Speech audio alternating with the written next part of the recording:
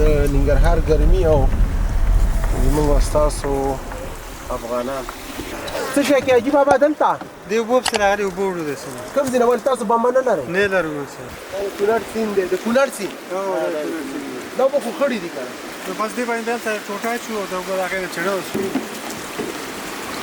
شاوخوا بمبه نشته پاتې نشته همدغه سیند دی ته ماشومان باید مکتب ته لاړ شي اوبه چلی دی اوبه وړي که نه مکتب وایي که نه دا بیا راځي اوبه وړي چې دغه مکتب ته ځي مکتب ته ځي چې اوبه ډېرې مه چلوئ صحیح ده حدیث شریف کې دی چې په صدقو کې بهترینه صدقه د صحیح اوبو څاګانې دي او بیا هم داسې یو ګرمي چې په ننګرهار کې جلال آباد کې او بیا ستاسو غوندې مستحقینو دپاره به یې ولې نه وکړو الحمدلله برمه راغلله انشاءالله د دې ماشومانو په لاس کې بشکې د اوبو او د لرې ځینه اوبه راوړي انشاءالله ډېر زر به دوی به دې ساحې نه خپل کور ته اوبه وړي او پاکې اوبه به وړي ډېر ژر به له خیره سره د دې افتتاح به بیا هم کوو خو اوس باید د دې د کار افتتاح کوو